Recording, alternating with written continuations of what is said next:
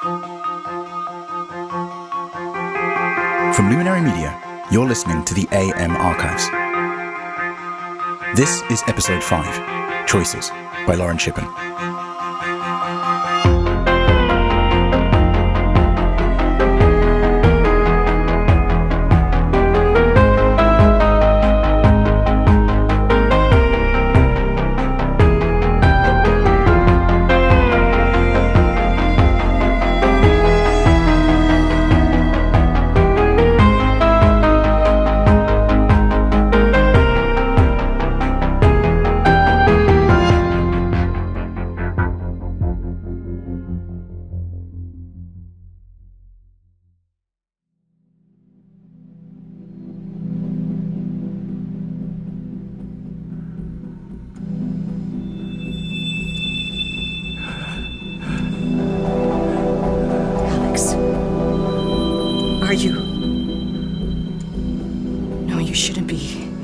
We've already upped the dosage. I don't...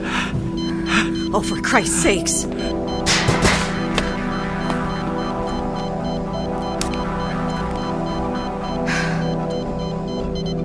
I'm sorry, Mr. Chen. You had to stay asleep. For your sake and ours. Is everything okay?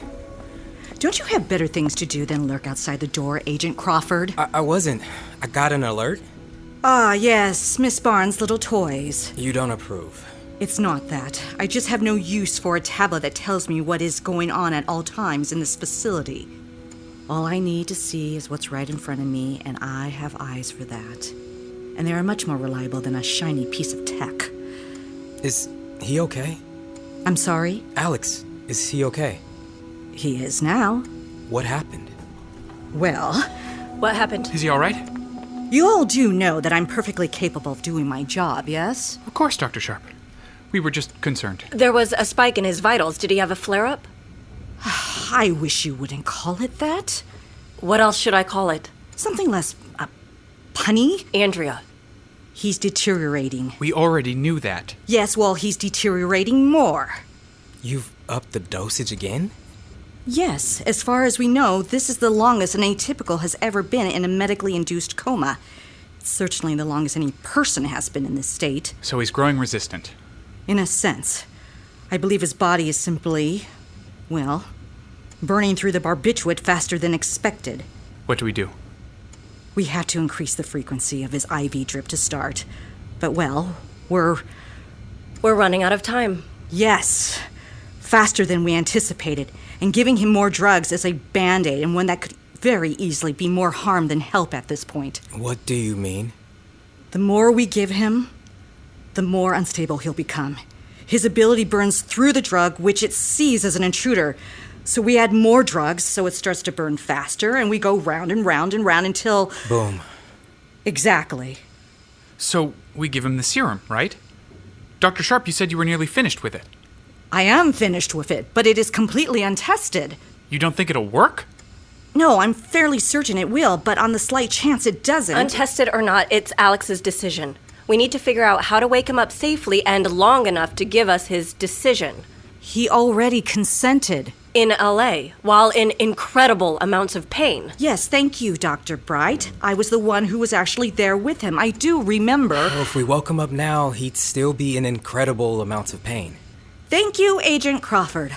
I'm glad someone sees sense. Hold on, I'm not saying I agree with you. Look, Joan is right. Alex gave his consent months ago, before the serum was done, before we knew it would be untested. Well, if you all would let me do a trial... Absolutely not. If someone volunteers... Of course, I don't have any interest in testing a completely new drug on an unwilling participant. But you won't even let me ask our patients. We're not putting our clients in that position. They come to us at their most vulnerable states, many of them hating their ability, and it would be an abuse of power and position to even pose the question. Then someone on staff should do it. We also can't ask that of our staff, Dr. Sharp. Then I don't know what you expect me to do, Director. If you insist on painting me into a corner... That's enough, you two. This is... You okay? God damn it, Sam. Sorry, didn't mean to sneak up on you. You were kind of off in your own world. Yeah. What's going on with Alex? He's getting worse. They're all in there arguing about what to do with him. He didn't want to join? No, I was in there. It just got a bit...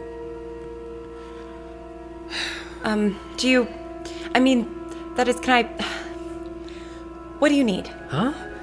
I know what the beginnings of an anxiety attack look like, trust me. Do you need to be left alone? Do you need a hug? A place to scream your lungs out? I usually just go back in time where literally no one can hear you scream, but the utility closet near the infirmary with all the extra linens is pretty good. They absorb the sound. Actually, that gives me an idea.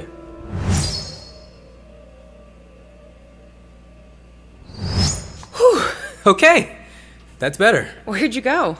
Just ran outside and ran around the property a couple of times. Probably a few miles. Yeah, that'll do it. Do you want to talk about it? How do you do it? Do what?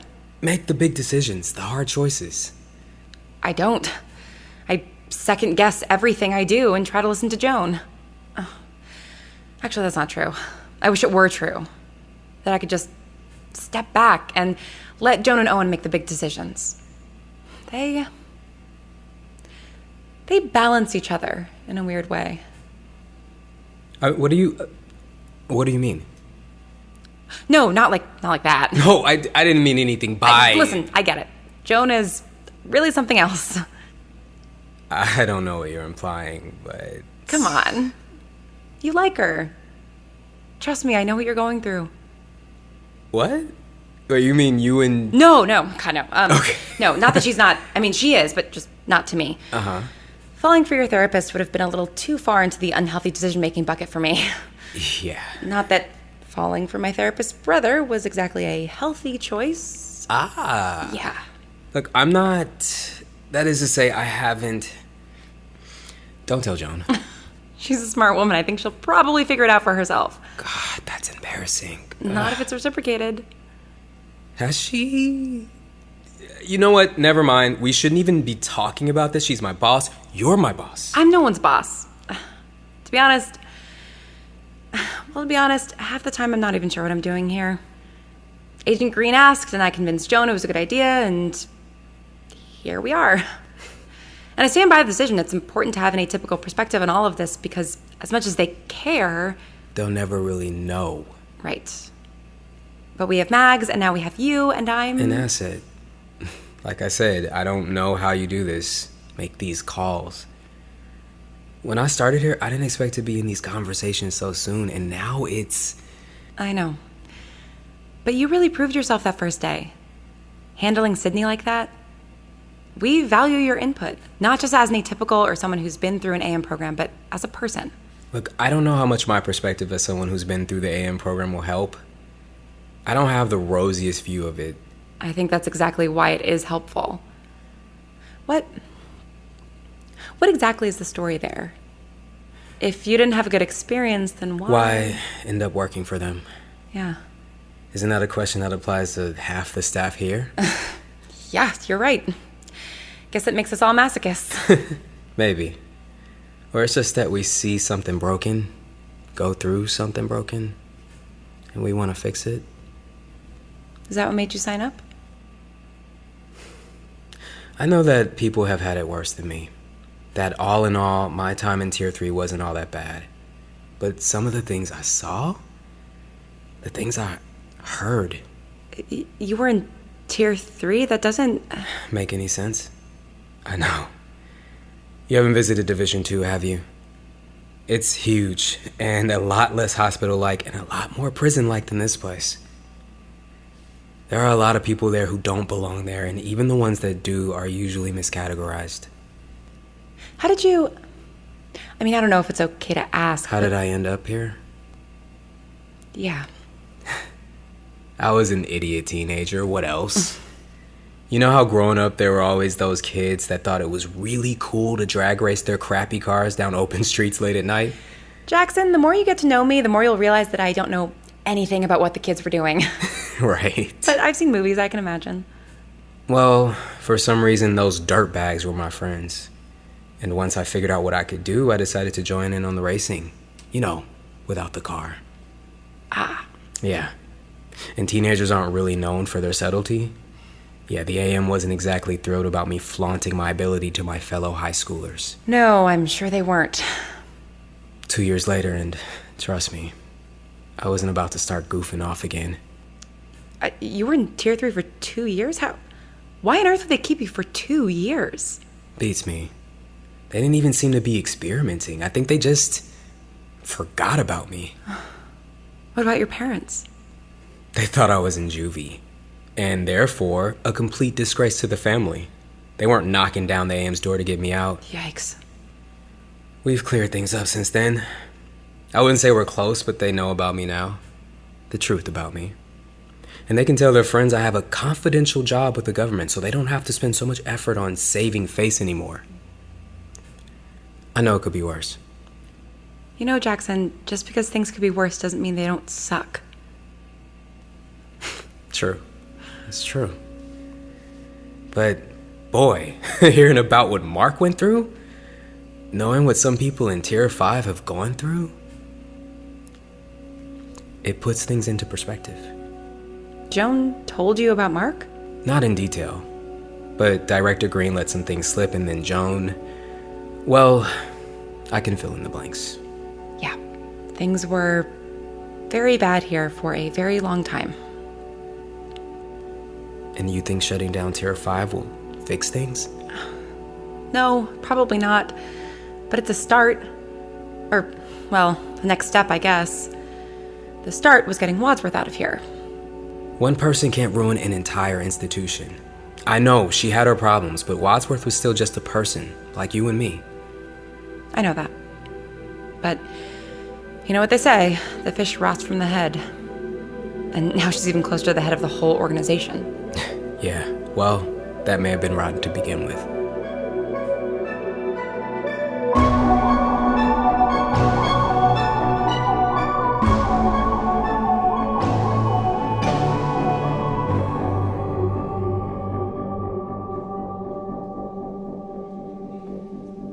Mr. Sandoval, welcome back. Thank you, Margaret. God, it's like being back home talking to you. My mother is the only other person who calls me Margaret. Ah, well, it's a lovely name. Mags suits me just fine. Very well.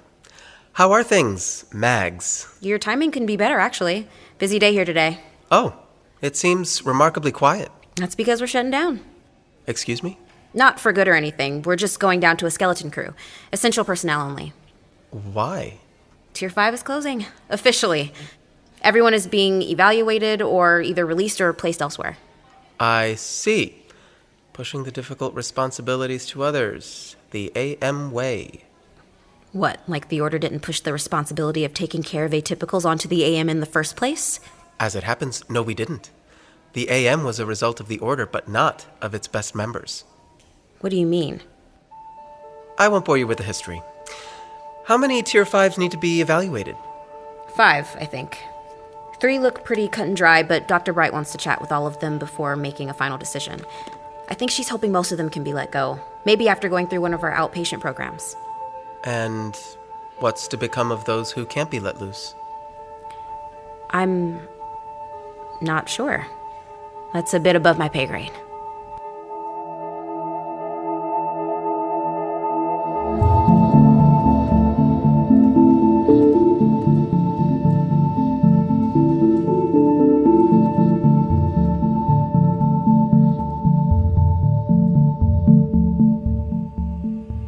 Really? That's the solution. Just shut it all down. We can't keep going the way we're going. No, I agree with that, but... But you think the AM should still experiment on innocent people? No, of course not. But there are still problems to be solved, and those solutions aren't going to be reached by running a day spa. Look, I agree. Research still needs to be done, but we can't use patients as test subjects. Obviously. But even typical humans will volunteer for medical experiments. This doesn't have to be different. Except it is different. Atypicals are often scared and desperate, and it's very easy to take advantage of that. People who have cancer and join drug trials are also scared and desperate. So you're saying that you have no problem with Dr. Sharp giving a drug to an unconscious patient with no written consent? I'm saying I don't want to see someone suffer because of their ability. None of us do. But if we're going to do this right, we have to do it all right. Or at least as much as we can. You say you're not ready for these big decisions, and yet here you are, making them. Look, having an opinion is not the same as making a decision. What seemed to be the consensus in there? I don't know. Sharp wants us to try the drug on someone conscious and less prone to explode, but Director Green doesn't want to ask any patients, and he's right, so... So it has to be one of us on staff. Looks like. Well, fuck. Couldn't have put it better myself. Would you do it? I don't know. It's not permanent, right? I mean, that's the idea. Something that someone could take every day to suppress their ability, but it's not A cure?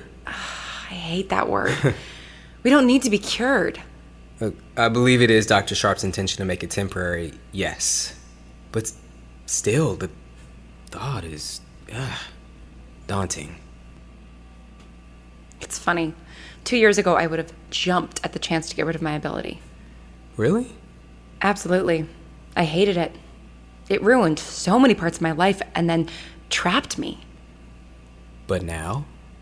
Now, I'm learning to love it. Joan, she taught me that it could be my strength. I'll never be able to repay her for that. I know what you mean. I never had a contentious relationship with my ability, but I don't know that I fully appreciated it before I went through the AM. That appreciation may be the one thing I'm grateful to Tier 3 for. I want to be brave enough to step forward and take the serum and save Alex's life, but I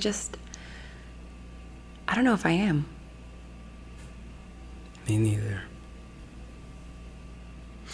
I should get back in there. Right, yeah, I should, I'm gonna go check on Max. Right. Yeah. Well, thanks, Sam, for the talk. You too, Jackson. And for what it's worth, I'd trust you with the big decisions.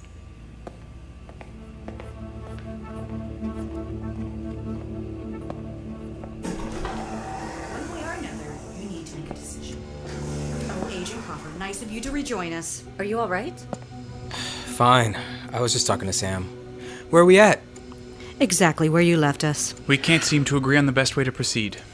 Andrea, let's get down to brass tacks. How much time do we have exactly? Until what? Until Alex completely combusts. Is that really a possibility? Very much so, Director. It's impossible to say with certainty. I've never been in this particular position before. But I wager we have a few weeks. 6 at most. Jesus. And that would kill him? Owen, What? It's a reasonable question. could you survive spontaneous combustion? No, but I'm not a pyrokinetic, am I? Yes. It would almost certainly kill him, and very likely all of us as well. We have no way of knowing how large the explosion would be. Wonderful. Which is why I think it's important to...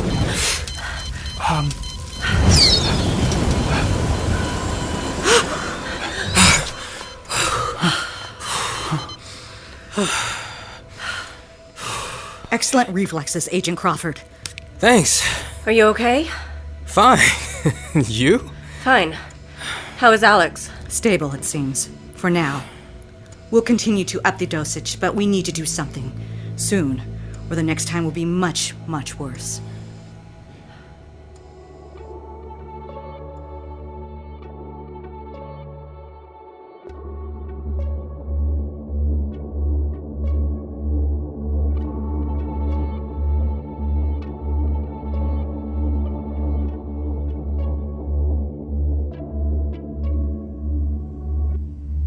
So where is Lee now? Taking in the scenery, he said. He's a bit of a weird one, isn't he? He's a hermit who lives in the middle of nowhere and acts as an ambassador for an ancient secret society. He's honestly a lot less weird than I was expecting. That's fair. Weird in a bad way? What? Do you think he's weird in a bad way? I mean, if you feel like there's something off about him... No, nothing like that at all. He's just very particular, but otherwise perfectly nice as far as I can tell. Okay, good. Chloe really trusts him, but you never know. Who is Chloe? You've mentioned her a couple of times, but... Oh, she was one of Joan's patients, like me, a telepath. She went to stay with Lee for a little while when she got hurt. Her mom was actually the one that was able to pull him out of retirement so that we could have an Order Ambassador again. Gotcha. And you and she... What? Were you guys together? What? No. I mean, not that... God, what is it today? Why do people think I've had a thing with all of my friends? I don't know, man. The way you talk about them. I'm allowed to love my friends, aren't I? Yeah, of course. You just, give off a queer vibe. I do? Are you not? I don't know. I've never really thought about it.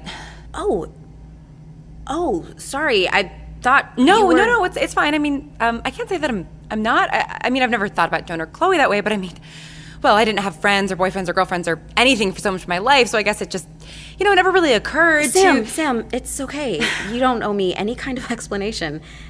I didn't mean to pry. No, you're not prying. It's a valid question. Maybe one I should have asked myself before. You never have? No, I've only ever really felt that way about one person, and there wasn't any thinking with Mark. It just was. Oh. What was different about him? I can't put my finger on it. I mean, part of it was that I thought he was cute, obviously. And you haven't felt that way about girls before? No, I wouldn't say that, but it's, well... Anyway, with him, I knew. There's a pit in my stomach, and I get rambly and flustered. No offense, Sam, but you're rambly and flustered a lot. No wonder people can't tell the difference. Hey, just because I'm that way around you doesn't mean I'm always like that. I mean, you know what? Don't we have work to do? I feel like we should get back to work. Sam, wait, what could that be? Oh my God, Mark? Hey, Sam.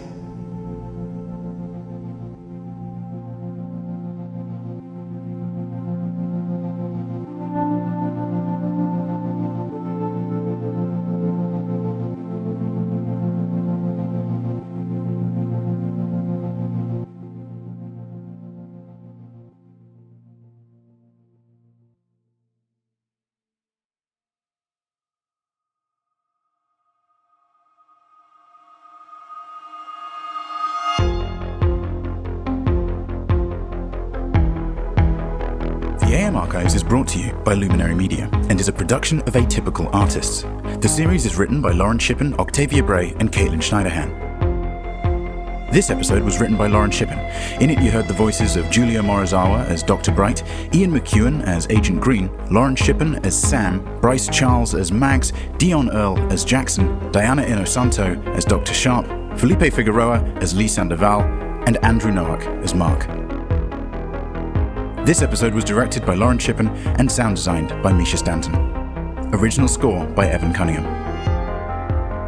The AM Archives is produced by Lauren Shippen, Jordan Cope, Brigham Snow, and Evan Cunningham. Thank you for listening, and stay strange.